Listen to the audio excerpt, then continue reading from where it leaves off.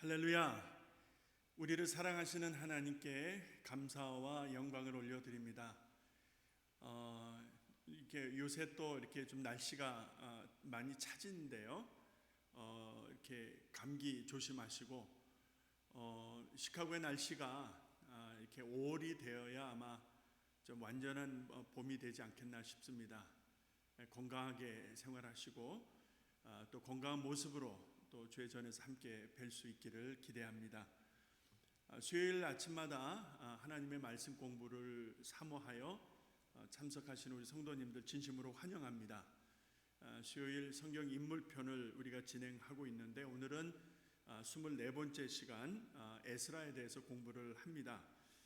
4월 21일 귀한 시간 말씀 공부 시간 허락하신 우리 하나님께 감사드리고 제가 잠깐 기도하고 시작하도록 하겠습니다. 여러분 성경책 에스라 펴시고 또 보내드린 유인물 교재에다 펴놓으시기 바랍니다. 기도하겠습니다. 하나님 아버지, 역사를 이끌어 가시는 우리 하나님 앞에서 우리네 인생들 한 점 티끌과 같은 인생들일진데 우리를 사랑하시되 그리스도이신 예수 이 땅에 오셔서 십자가 지시고 죽기까지 보내신 자의 뜻을 순종하며 그 은혜와 사랑을 확증하신 우리 주님의 은혜로 말미암아 그 사랑으로 말미암아 우리가 아버지라 부를 수 있게 되었고, 이제 말씀 믿고 말씀 붙들고 말씀 따라 살게 되었사오니 얼마나 감사하고 감사한지 모르겠습니다. 때를 따라 은혜를 주시는 하나님, 오늘도 말씀을 사모하여 하나님 말씀 공부 앞에 저희들 모였사오니 모인 귀한 성도들의 심령 속에 말씀하여 주시고 또 깨닫게 하시고, 그리고 새겨진 말씀 따라 이 땅에서 믿음으로 말씀으로 살아가는 귀한 성도들 모두 되게 하여 주시옵소서. 부족한 종은 하나님 말씀만 잘 증언할 수 있도록 붙잡아 주시기를 간절히 원하올 때에 예수님의 이름으로 기도합니다. 아멘. 아멘. 자, 여러분, 에스라입니다. 오늘 24번째 시간 보내드린 유인물 참고하시고요. 제가 먼저 서론에 대한 설명을 좀 드리고 그 다음에 본론으로 들어가도록 하겠습니다. 여러분, 이제 다음 시간에는, 오늘 말고 다음 시간에는 이제 느헤미야를 공부하게 될 터인데, 여러분 이제 유인물 받게 될 터인데, 특별히 에스라와 느헤미야는 그 시대적인 구분으로 이렇게 구분할 때에 이 두 사람의 역할과 그 쓰임받은 내용들이 참으로 중요합니다. 네, 또 흡사한 부분들이 있지만, 그래서 그 에스라와 느헤미야를 이렇게 좀 같은 안목에서 바라보시면서 말씀을 읽을 때 좀 더 깊은 이해가 있고 또 재미있고 어렵지 않게 마음의 은혜를 또 깨닫게 되리라 믿습니다. 에스라의 경우는 성전을 회복하는 일과 제의라고 말씀을 드린다면 하나님 앞에 제사를 드리는, 하나님 앞에 예를 갖추는 그런 전반적인 영역에 대해서 이스라엘 가운데 그 회복 운동을 주도했던 인물. 느헤미야도 그런 면에서는 흡사하죠. 모세 율법에 기초하여서 어떤 이스라엘 백성들, 유다 백성들의 어떤 신앙 공동체, 영적 공동체, 하나님 백성이라고 하는 그런 아이덴티티, 그러니까 우리가 하나님 백성이다, 내가 하나님의 자녀다라고 하는 그런 인식과 의식을 가지고 그 공동체를 강화하는 그런 역할을 했다고 한다면, 에스라와 느헤미야의 그 역할이 무너진 성전, 성벽이 무너지고 성전 문이 다 불타버리고 이런 소식을 들었을 때에, 자, 이들을 통하여 성전이 회복되지만 더 나아가서 하나님의 백성들 가운데서 일어나야 했던 영적인 변화, 이것을 이끌려고 애를 썼던 그런 인물들, 하나님 앞에 쓰임받은 사람들이다라고 하는 면에서 두 사람을 좀 주목하게 됩니다. 그래서 오늘과 다음 시간입니다. 두 사람에게 있어서 공통점이라고 할 수 있는 것은 개혁입니다. 이 단어가 중요합니다.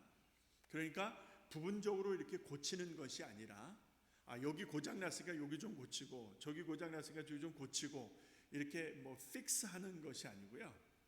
에스라와 느헤미야가 가졌던 근본적인 바탕의 그 열정, 그 디자이어, 간절한 바람은 하나님 앞에서의 변화입니다. 그것을 개혁이라고 한다면은 성전을 새롭게 하고 그 다음에 제의를 새롭게 하고 모세 율법에 기초한 하나님의 율법을 새롭게 이해하면서 그 율법에 기초한 백성들의 어떤 자각, 깨달음, 회개운동 이런 것들이 개혁이라고 하는 단어에서 이해가 되어진다면 에스라와 느헤미야가 추구했던 이 개혁운동의 의미가 다르지 않다라고 말씀을 드리고 싶습니다.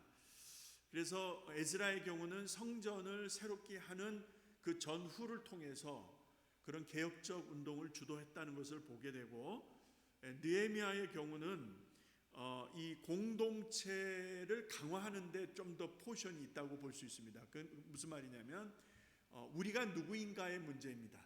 우리가 하나님의 백성이다. 더는 이럴 수는 없다. 이렇게 우리가 하나님을 떠나서는 살 수 없다. 우리가 하나님 앞에서 잃었던 신앙을 회복하고 무너진 성벽을 다시 수축하듯이 우리의 무너진 신앙 양심을 다시 새롭게 해야 된다라고 하는 공동체 회복 운동에 좀 더 강조점이 있지 않느냐라는 의미에서 두 사람 사이에서 약간 차이점을 여러분들에게 말씀드릴 수 있겠습니다. 자, 그러면 그런 내용을 가지고 여러분 서론을 좀 보시기 바랍니다. 제가 뭐 글자 하나하나를 다 읽지는 않아도 거기에 오타가 좀 두 군데 있습니다. 에스라는 아론, 그러니까 제사장 지파의 일대손으로 나와 있는데 일대손이 아니고요. 16입니다. 6자가 빠졌습니다. 그래서 16대손으로 학사이면서 제사장 출신의 에스라라고 하는 사실을 주목하시고요.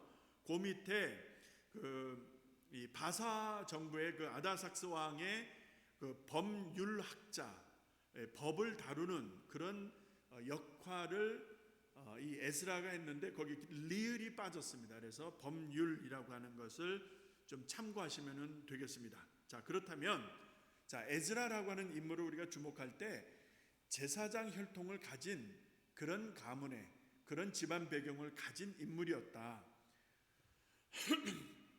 나라와 민족이 멸망을 당하고 바벨론의 포로로 끌려간 그 이후의 역사 속에서 그 땅에 그 아닥사스다 왕의 그 어떤 자문을 준다든지 이 법률 문제를 다룬다든지 이런 일에 쓰임을 받았던 에스라라고 하는 것을 볼 수가 있습니다. 물론 포로로 끌려온 포로 노획물입니다. 그러니까 뭐 인권이 있었겠습니까? 뭐가 있었겠습니까? 그러나 에스라는 특출했거든요. 참 영특했거든요.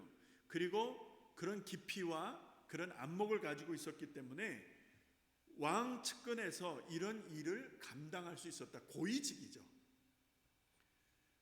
포로로 끌려온 그런 사람들 중에 한 사람이었지만 그러나 그런 고위직에 올라서 왕의 특혜를 받고 왕의 어떤 그 특별한 관심과 배려 속에서 그가 그곳에서 생활할 수 있었다라는 것이죠. 자, 그런데 이제 그 본토 땅에 먼저 돌아간 사람들, 옛 땅으로 먼저 돌아간 사람들과 또 성전 소식을 듣게 되었는데 너무나 안타까운 소식을 접하게 된 것입니다. 돌아간 사람들의 그 하나님 앞에서의 생활이 너무나 폐역했고 신앙생활, 하나님 앞에서의 영적인 삶에 어떤 기강이 무너졌다는 것을 이 에스라가 계속 듣게 되었습니다. 자, 그래서 하나님 앞에 갈망을 하는 거예요. 자, 이런 고국의 소식, 안타까운 소식을 들으면서 에스라가 가졌던 부담은 하나님 앞에서 하나님의 율법을 바로 세우겠다. 그리고 이 일을 백성들 가운데서 반드시 실현하고자 했던 그의 열망과 간절한 기도가 있었습니다. 자, 여기서 우리는 중요한 점을 하나 짚고 넘어갑니다. 자, 어떤 안타까운 소식을 들었어요. 동족에 대한 안타까움, 고국에 대한 안타까움, 성전의 기강이 무너지고 해이해진 이런 안타까운 소식을 들었을 때 듣고 잊어버리는 사람들이 많아요. 듣고 나하고는 상관없다라고 하는 사람들이 많은데, 에스라의 경우는 그거를 가슴에 담고 하나님 앞에 눈물로 기도하는 기도의 제목들이 된 것입니다. 하나님이 그를 귀하게 보셨겠죠. 그래서 하나님의 선한 뜻을 이루는 도구로 에스라를 쓰시게 되었다는 것입니다. 그래서 고국으로 돌아와서 하나님의 율법을 백성들에게 가르치고 깨우치게 하는 일을 위하여 에스라가 수고했다고 하는 것을 우리가 알 수가 있습니다. 자, 이 과정에서 그 아닥사스다 왕에게 1세에게 이제 에스라가 청원을 넣죠. 이러해서 내가 고국으로 돌아가 이 일을 할 수 있겠습니까? 라고 청원을 내렸을 때 왕이 총애하는 사람이 아니었다면, 왕이 에스라를 믿지 않았다고 한다면 그런 청을 넣을 수 있었겠는가? 가겠습니까, 여러분? 가능하지 않죠. 그런 청을 넣을 수 있었을 만큼 에스라에게도 어떤 의미에서 확신이 있었는지 몰라요. 내지는 왕과의 관계에서 이런 청을 넣어봐야 되겠다 할 만큼 그 왕과의 관계가 매우 돈독했다, 좋았다라는 것을 우리가 어렵지 않게 살펴볼 수가 있습니다. 어쨌든 고국의 안타까운 소식을 듣고 마음에 담고 기도하던 에스라가 왕에게 청을 넣은 거예요. 그리고 나서 그 청을 들은 왕이 어떻게 반응하는가? 여러분, 에스라 7장을 꼭 참고하시고요. 7장 11절에서 20절 말씀이 바로 에스라가 청을 넣었을 때 그 청을 듣고 왕이 반응하는 내용이 에스라 7장 11절 이후에서 20절까지 말씀으로 요약할 수가 있겠습니다. 제가 간단하게만 중요하니까 정리해 본다면, 에스라 7장 11절을 보시게 되면 여호와의 계명의 말씀과 이스라엘에게 주신 율례의 학사 겸 제사장 에스라에게 아닥사스다 왕이 내린 조서 초본은 아래와 같으니라. 13절로 가서 조서 한원이, 이제 왕이 내린 그 조서의 내용이 밝혀집니다.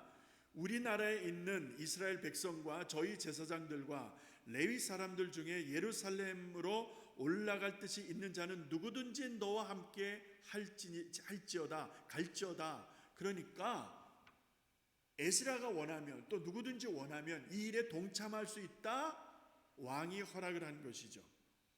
그 다음에 15절로 보시게 되면 왕과 모사들이 예루살렘에 거하신 이스라엘 하나님께 성심으로 드리는 은금을 가져가고, 그러니까 빈손으로 가는 것이 아니라 좋은 것들을 다 가져가는 거예요. 은금을 가져가고, 16절에 보시게 되면은 17절에 보시게 되면 자, 그 돈으로 수송아지와 수양 어린 양과 그 소재와 그 전제의 물품을 신속히 사서 예루살렘 내 하나님 전 단위에 드리고, 왕이 명을 내리기를 자, 그런 것도 다 가져가고, 그 다음에 수송아지, 수양, 어린 양 그 소재에 드릴 물품들을 신속히 구입해서 예루살렘 내 하나님 전 단위에 드려라.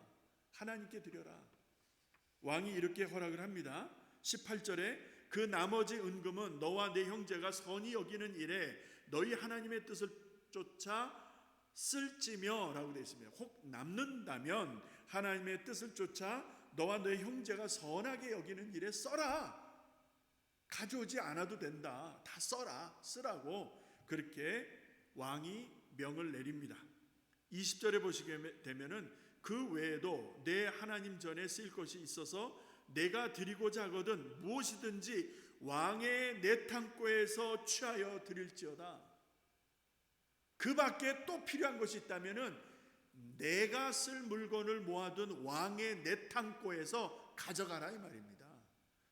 여러분, 이거는 전폭적인 100% 신뢰와 후원을 말하는 것입니다. 자, 이러한 왕의 후원을 또 서포트하는 이런 은혜 속에서 제사장이면서 학사라고 알려졌던 에스라가 돌아와서 이제 아까 서론에서 말씀드린 대로 개혁적인 운동을 실시하게 되어집니다. 무너진 민족의 신앙적인 영적인 기강, 이거를 바로 세우는 일이 너무나 중요했던 것입니다. 무엇으로요? 하나님의 말씀이죠. 성전을 회복하고 제의를 회복하고 또 하나님의 말씀으로 에스라와 느헤미야로 이어지는 이 상황에서 여러분, 민족의 무너진 신앙을 회복하는 일에 초점을 맞춘 것입니다.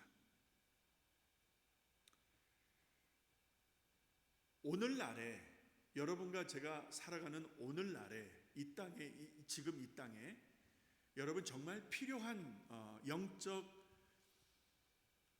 회개운동이 아닐까 하는 생각을 해봅니다. 하나님의 말씀에 근거해서 성전을 새롭게 하는 그런 영적인 개혁적 운동이 우리 안에서 일어나야 된다라고 하는 부분을 이 말씀을 준비하면서 더 마음에 깊이 새기게 되었습니다.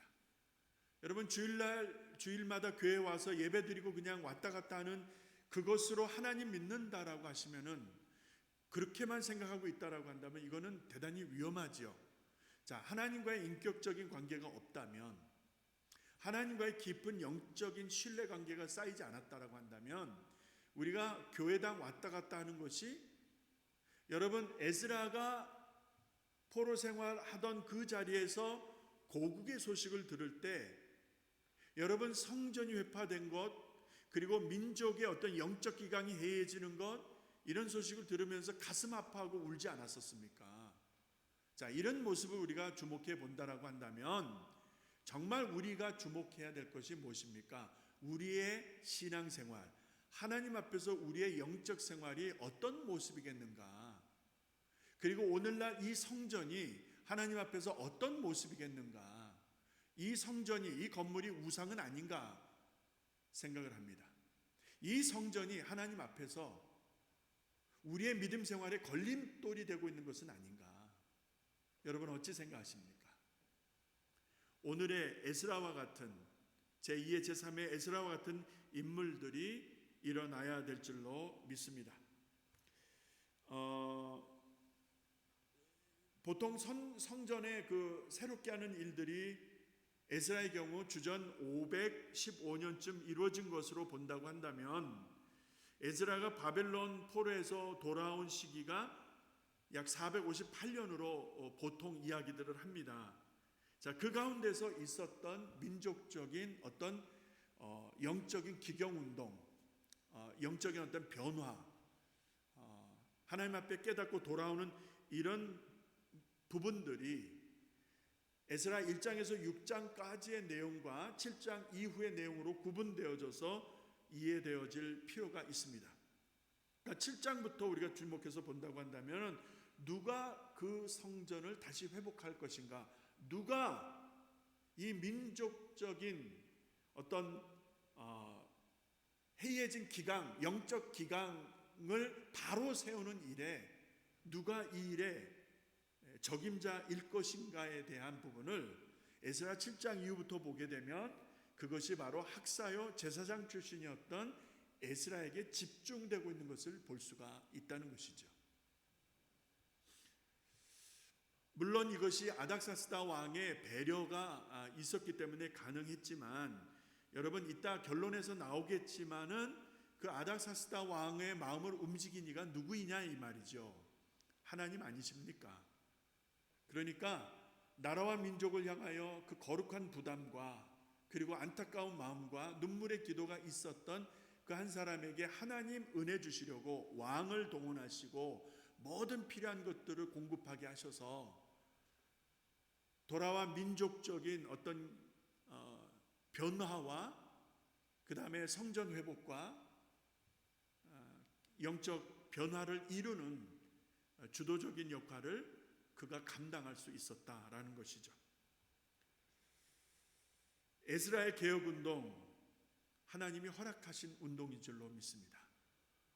오늘 우리 중에 누구든 동일한 마음으로, 동일한 기도로, 그 눈물로 하나님 앞에 엎드려 주의 도우심을 구한다면 그를 통하여 하나님 오늘도 성전을 깨우며 성전을 새롭게 하시며 성전을 변화시키며 그리고 믿는 자들을 새롭게 변화시키는 개혁적 운동에 하나님 쓰실 줄로 믿습니다. 그것이 여러분이 될 수 있기를 주님의 이름으로 축원합니다. 축원합니다. 자, 본론으로 들어갑니다. 본론 첫 번째, 노예로 팔려갔던 노예로 팔려갔던 요셉이 애굽 왕 바로에게 인정을 받지 않습니까? 그거와 마찬가지로 에스라가 학사요 제사장 출신이었던 이 에스라가 바사 왕 아다삭스다 왕에게 인정을 받는 것입니다. 이 부분이 너무 중요하지요. 자, 불신자들에게 인정을 받는다는 것이 얼마나 중요한 일인가? 여러분 주변에 있는 사람들을 한번 보시기 바랍니다. 다 교회 사람들, 또 믿는 사람들이라고 그렇게 생각을 하시겠습니다만 정작 우리네 인생들이 믿지 아니하는 사람들 가운데 있을 때, 믿지 아니하는 사람들 사회 속에서 있을 때 얼마나 그리스도인답게 살아가느냐의 문제를 우리가 곁들여서 생각해 보지 않을 수가 없습니다. 바로에게 요셉이 인정받은 것처럼 아다삭스다 왕에게 에스라가 인정받았던 이 모습을 보면서 오늘 우리네 인생도 믿지 아니하는 자들에게 칭찬과 인정을 받을 수 있을 만큼 하나님 사랑, 교회 사랑, 형제 사랑, 그리고 나라와 민족 사랑 본이 되어야 될 줄로 믿습니다. 자, 그렇다면 에스라는 누구의 도움으로 그가 품었던 뜻을 이룰 수 있었는가? 아까 말씀드린 대로 에스라 7장 6절에 보면은 그 하나님 여호와의 도우심을 입음으로 라고 되어 있습니다. 왕에게 구하는 것은 다 받은 자더니 라고 되어 있죠. 그러니까 에스라가 가졌던 그 큰 뜻이 그대로 이루어질 수 있었던 것은 아다사스다 왕이 허락을 했고 인정을 했고 믿어줬기 때문에 구원했기 때문에 가능했지만 7장 6절에 보시게 되면은 그 왕을 움직이시고 이 일을 가능케 하시고 허락하신 이가 하나님이라고라는 사실은 하나님의 도우심으로 여호와의 도우심으로 되어진 일이다라는 사실을 여러분 믿으시기 바랍니다. 아무것도 염려하지 말고 오직 모든 일에 기도와 간구로 너희 구할 것을 하나님께 아뢰라. 그리하면 모든 지각에 뛰어난 하나님의 평강이 그리스도 예수 안에서 너의 마음과 생각을 지켜주실 것이다. 다시 말해서 우리 각자가 가진 그 뜻을 이루실 이가, 응답하실 이가 우리 하나님이시라는 것을 분명히 말씀하십니다. 그래서 염려하지 말고 모든 일에 기도와 간구로 너희 구할 것을 하나님께 아뢰라. 그러니까 염려해서 기도하지 못하는 자들이 있고 기도해서 하나님의 응답과 은혜를 힘입는 자들이 있고 문제는 똑같지만 그래서 에스라가 하나님 앞에 은혜를 입었다라는 것이죠. 두 번째로 갑니다. 에스라에게 내려진 조서를 통하여 그에게 주어진 권한이 무엇인가? 아까 에스라 7장 11절에서 20절을 참고하시고요. 여러분 유인물에서 드린 거는 7장 25절 26절인데 보시게 되면 에스라여 너는 내 손에 있는 내 하나님의 지혜를 따라 내 하나님의 율법을 아는 자로 유사와 재판관을 삼아 강서편 모든 백성을 재판하게 하고 그 알지 못하는 자는 너희가 가르치라. 무릇 내 하나님의 명령과 왕의 명령을 준행치 아니하는 자는 속히 그 죄를 정하여 혹 죽이거나 정배하거나 가산을 정몰하거나 옥에 가둘지니라 하였더라라는 말씀이 있죠. 다시 말해서 그 에스라에게 주어진 왕이 준 권한은 백성들을 가르치는 거예요. 그리고 백성들을 재판하는 거예요. 하나님의 명령에 따라 그리고 왕의 명령에 따라 내가 판단해서 가르치고 깨우치게 하고 준행치 않는 자는 죄를 정하고 죽이거나 가산을 정몰하거나 이 모든 일을 정권을 에스라에게 맡기는 것입니다. 그러니까 왕이 얼마나 신뢰하였는가라는 것을 우리가 짐작할 수가 있는 부분입니다. 모든 것을 다 맡기는 거예요. 요셉이 옥에 갇혔지만 성실하고 하나님이 저와 함께 하시는 흔적들이 그들 눈에도 보이니까 여러분 다 맡기는 거 아닙니까? 다 맡기는 거. 예? 이러한 모습이 우리에게도 있어야 될 터인데 세상 사람들에게 예수 믿는다는 것이 더 부끄럽고 지적받고 손가락질 받고 조롱당하는 일이 되고 있으니까 얼마나 안타까운지 모르겠습니다. 그들이 모르는 하나님을 믿고 그들이 모르는 하나님을 예배하는 성도들이 세상으로부터 존경과 세상으로부터 인정과 세상으로부터 박수를 받아 마땅할진데 그런데 오히려 조롱의 대상, 비난의 대상, 비웃음의 대상이 되고 있는 작금의 모든 상황을 우리가 본다면 여러분 에스라와 같은 인물, 그 바로왕 밑에서 요셉과 같은 그런 인물들이 오늘 이 땅에도 교회 가운데에도 하나님의 나라와 영광을 위해서 꼭 필요한 하나님의 사람들의 모습이라고 우리가 꼭 삶 속에서 이루어야 되는 삶의 대단히 중요한 롤마들이라고 하는 것을 보게 되어집니다. 여러분이 그러한 삶을 살아가실 수 있기를 주님의 이름으로 축원합니다. 할렐루야. 뒷장으로 넘어가서 세 번째 질문을 보시게 되면은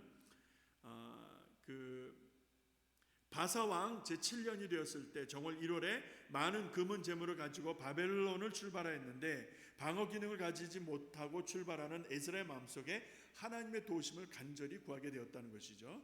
자, 하나님만 의지한 에스라의 귀한 도중에 그가 한 일이 있었습니다. 금식을 선포합니다. 그 다음에 스스로 겸비합니다. 그 다음에 하나님께 간구합니다. 자, 에스라가 왕의 전폭적인 지지를 받아 귀환을 할 때에 돌아왔을 때에 그냥 룰루랄라 하면서 돌아온 게 아니고요. 세 가지 중요한 모습을 성경은 말씀하고 있는데 그 첫 번째가 금식을 선포하는 거예요. 이 금식은 어떤 의미가 있죠? 곡기를 끊고 죽기 살기를 하나님 앞에 기도하는 거예요. 그 기도 제목을 이루기 위해서. 두 번째는 스스로 겸비했다는 거예요. 하나님은 교만한 것을 참 싫어하십니다. 얼마나 싫어하시느냐면은 모든 죄악 중에 가장 근본이 되는 모든 죄악 중에 가장 뿌리가 되어지는 게 뭐냐면은 두 가지가 있습니다. 이 두 가지 죄에서 모든 죄악이 다 파생되어지는 거예요. 그 두 가지 죄악 중에 첫 번째가 불신입니다. 불신앙, 믿지 않는 죄가 가장 크고 동일하게 큰 죄악이 뭡니까? 교만입니다. 전자는 믿지 않는 죄에 대한 하나님의 진노라면 후자는 하나님을 믿는다고 하면서도 하나님을 무시하는 것에 대한 하나님의 진노요 심판일 것입니다. 그래서 믿지 않는 불신앙, 믿는다고 하지만 하나님을 무시하는 죄가 하나님 되어서 살아가는 그 교만, 불신과 교만, 이것이 얼마나 하나님이 싫어하시는지 여러분 잘 보셔야 돼요. 모든 죄악의 근본입니다. 그런데 에스라가 돌아오면서 스스로 겸비할 것을 선포합니다. 하나님 앞에서 겸손하라는 것이죠. 은혜를 입지 않을 수가 없는 거예요. 정말 내려놓고 빈 마음으로 겸손하게 언행 심사를 가질 때에 여러분 하나님의 은혜를 힘입지 않겠습니까? 자, 그러한 모습으로 그가 하나님 앞에 간구했을 때 어디에서 기도하였는가? 아하와 강가에서 그가 금식을 선포하고 스스로 겸비하여 하나님 앞에 간구하였다라고 하는 부분이 있습니다. 이 강가가 그렇게 중요해서 의미하는 것이라기보다는 하나님 앞에서 이러한 마음으로 기도했다라는 것이 얼마나 중요한지 모르겠어요. 바울과 실라가 빌립보 감옥에 있으면서도 하나님 앞에 찬미했잖아요. 하나님께 노래했잖아요. 그 땅이 진동하고 옥토가 진동하고 옥문이 열리고 그들을 묶고 있는 착고가 풀리고 죄수들이 다 도망한 줄 알고 간수가 자결하려고 할 때에 바울이 뭐라고 그랬습니까? 여기 우리가 있으니까 몸을 해하지 말라고.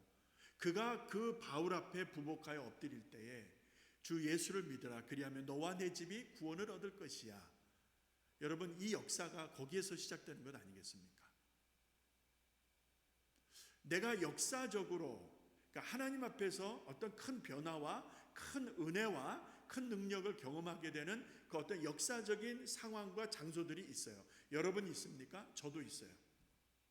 어떤 증거들이 있습니까? 있을 수도 있고 없을 수도 있어요. 자, 내가 하나님의 놀라운 은혜를 경험한다든지 놀라운 하나님의 어떤 응답을 받는다든지 어떤 역사를 경험하게 될 때에 내게 남겨지는 흔적들이 있을 수 있어요. 그게 장소의 의미가 될 수도 있고 어떤 말씀이 될 수도 있고 어떤 찬송이 될 수도 있고 여러 가지들이 될 수가 있는데, 중요한 것은 우리가 하나님 앞에 전심으로 기도할 때에 하나님께서 은혜 주시고 응답하신다는 거예요. 그 자리가 어디든, 그 자리가 어떤 곳이든. 할렐루야. 네. 여러분, 금식을 선포하세요. 어려울 때일수록. 그리고 스스로 겸손하세요. 그리고 하나님께만 기도하세요. 사람 찾아다니지 마세요. 이 사람 저 사람 만나기 전에 하나님 앞에 죽기 살기로 기도하세요. 하나님 앞에서 죽기 살기로 기도하지 않는 사람들이 사람 찾아다닙니다.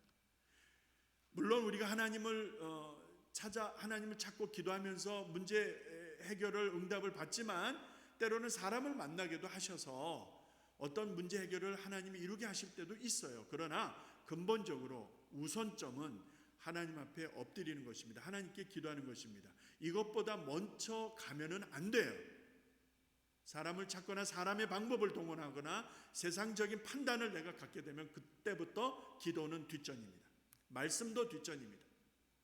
그러면 에스라와 같은 이런 전폭적인 하나님의 지지와 후원을 받을 수가 없다는 것이지요. 어찌하시겠습니까? 하나님의 전폭적인 후원을 받고자 하십니까? 왕을 동원해서 에스라에게 필요한 전권을 다 위임하고 모든 것을 다 내 안에 있는 내탕고, 왕의 내탕고까지 다 털어서 주라고 할 만큼 왕의 전폭적인 지지가 있었던 이러한 하나님의 서포트를 여러분들이 바란다면, 여러분 정말 그것을 경험하고자 하신다면 잊지 마세요. 금식하는 마음으로 기도하시고요, 겸손하시고요, 하나님만 바라보세요. 절대 사람 보지 마세요. 자, 하나님만 바라보고 기도할 때, 금식하며 스스로 겸손하여 하나님만 바라보며 기도할 때에 때로는 그 응답이 다른 사람을 통해서 오게 하실 수도 있는 거예요. 다른 사람을 만나서 그 하나님의 응답과 역사를 경험하게 하실 수도 있는 거예요. 그럴 때는 괜찮은 거죠. 그러나 하나님 앞에 우리가 전심으로 기도하기 전에 사람들 찾아다니는 건, 그것은 그리스도인들이라고 할 수가 없습니다. 더더욱이도 교회에서 중책을 맡은 자들은 문제가 있을 때마다 이 제단에 엎드려서 기도하세요. 금식이 무엇을 의미합니까? 죽겠다는 거 아닙니까? 곡기를 끊고 나 죽을 거예요 하나님, 그러니까 응답해 주세요. 그게 금식의 의미가 아니겠습니까? 그렇게 기도하는데 하나님 응답 안 하시겠습니까? 그렇게 기도하지 않으니까 세상적인 인간적인 방법을 동원하는 것입니다. 마지막 네 번째입니다. 에스라가 하나님 전에서 엎드려 울며 기도하며 자복할 때에 많은 백성들의 태도가 어떠했는가? 에스라 10장 1절과 4절 중요하니까 읽어드리겠습니다. 1절에 에스라가 하나님 전 앞에 엎드려 울며 기도하여 죄를 자복할 때에 많은 백성이 심히 통곡했다. 이스라엘 중에서 백성의 남녀와 어린아이의 큰 무리가 그 앞에 모인지라. 이는 당신의 주장할 일이니 일어나소서 우리가 도우리니 힘써 행하소서. 무슨 말입니까? 에스라가 하나님 앞에서 전심으로 기도하며 죄를 자복하며 심히 통곡할 때에 백성들이 모여들고 그리고 에스라와 뜻을 같이 하는 거예요. 이게 중요한 거예요. 정말 엎드려 기도할 때, 우리가 하나님의 은혜를 전심으로 바라고 구할 때에 하나님께서 돕는 자들을 붙여주시는 거예요. 백성들이 나와서 에스라와 같이 한마음 되게 하는 것은, 이거는 기도응답 아니겠습니까? 하나님이 하시는 일이 아니겠어요? 여러분 정말 돕는 자들이 필요하십니까? 여러분 정말 돕는 자들이 필요하세요? 그럼 기도 한번 해보세요. 일찍 오셔서 기도하고 다들 가고 나면 늦게까지 남아서 기도 한번 해보세요. 그런 마음으로 기도할 때에 하나님은 절대로 기도하는 자들의 그 기도를 무시하거나 듣지 않거나 혹은 응답 안 하시고자 고개 돌리고 계신 그런 분이 아니라 하나님의 때에 하나님의 방법으로 반드시 응답되어지는데, 내 시간 내 방법 내가 원하는 대로 응답되어지지 아니할 때 우리는 쉽게 포기해버리고 낙심합니다. 그래서 문제라는 거예요. 믿고 구한 것은 받은 줄로 믿으라. 너희가 기도할 때 나의 이름으로 구한 것은 하늘 아버지께서 주시리니 너희가 기도한 것은, 너희가 믿고 기도한 것은 받은 줄로 믿어라. 우리 주님 가르쳐 주셨잖아요. 너희가 내 이름으로, 그리스도의 이름으로 하늘 아버지께 기도하는데 믿고 구한 것은 이미 받았다라고 믿어라, 이 말입니다. 우리 주님이 가르쳐 주신 말씀입니다. 결론입니다. 전통적인 역사에 따르면 에스라는 이 성전을 새로 확장하고 새롭게 하는 일과 그 다음에 민족적인 어떤 이 변화를 일으키는 일, 그 해이진 영적 기강을 바로잡는 이런 일들을 위해서 부단히 애를 썼다고 합니다. 학사라는 말이 뭐죠? 여러분, 대제사장직을 감당할 수 있었지만은 그런 기록은 보이지가 않아요. 아론의 후손으로서 대제사장직을 계승할 수 있었지만 그런 기록은 보이지 않으면서도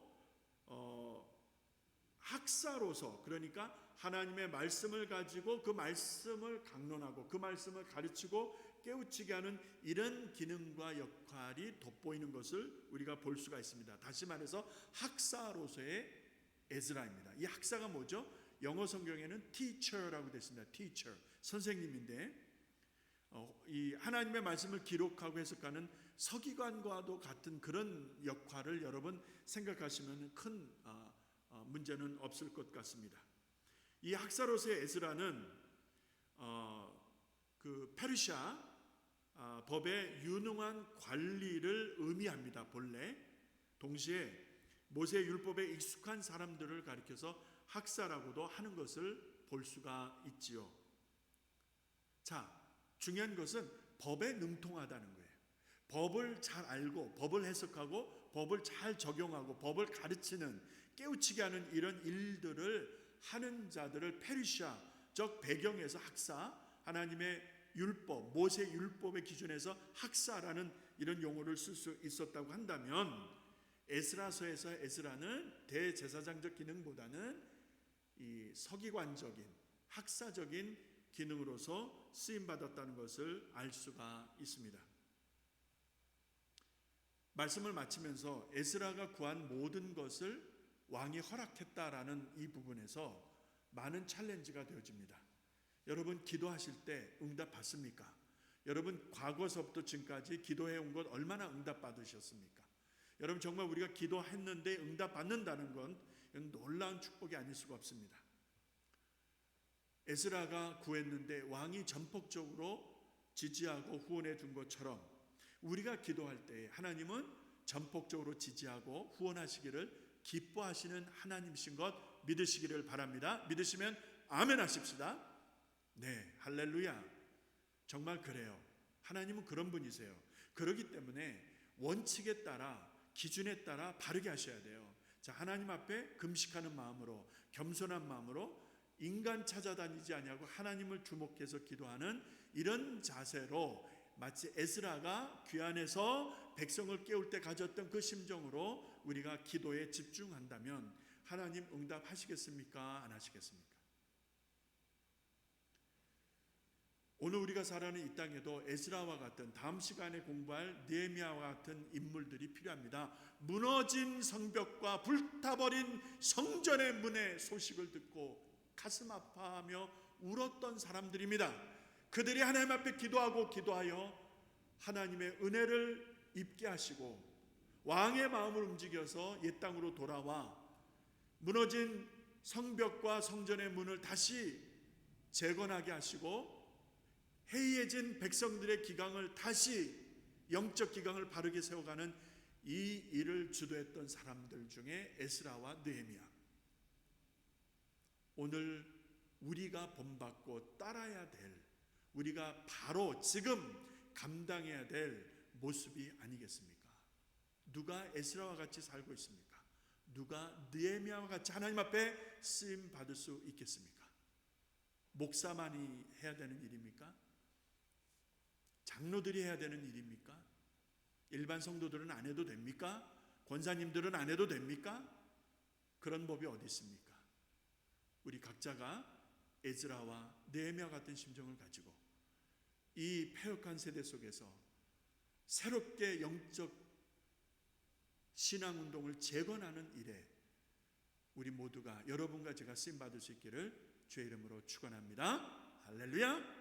기도하겠습니다. 아버지 하나님 감사합니다. 오늘도 주의 앞에 모여 말씀 공부했습니다. 에스라를 통하여 흩어진 백성들의 영적 기강을 새롭게 하면서, 하나님 성전을 새롭게 하면서, 제 의를 새롭게 하면서 하나님 앞에서의 믿음과 삶을 새롭게 점검하며 개혁을 주도했던 이 아름다운 모습을 잠시 만나보았습니다. 하나님, 오늘 이 땅에 필요한 영적 변화라고 믿사오니 오늘의 제2의 제3의 에스라와 같은 사람들, 느헤미야와 같은 사람들 이렇게 세워주셔서 해이해지고 해이해진 이 땅의 신앙운동에 아버지 하나님 시발점과 변화점을 가져오게 하여 주시옵소서. 한 주간 남은 시간 속에서도 주의 말씀을 따라 주와 동행하는 삶이 되게 하시고, 연약한 성도들, 병약한 성도들 하루속히 회복되게 하시고, 부르짖는 기도마다 응답되게 하시며, 어려운 경제적인 생활, 우리 성도들이 살아가는 모든 땀 흘려 애쓰는 일터와 직장 생활 가운데에도 하나님 함께 하시고 은혜 주시기를 간절히 원하옵고 예수 그리스도의 이름으로 기도합니다. 아멘. 아멘. 감사합니다. 에스라 편을 마치고요, 또 다음 시간에 뵙도록 하겠습니다. 평안하십시오. 승리하시기 바랍니다. 감사합니다.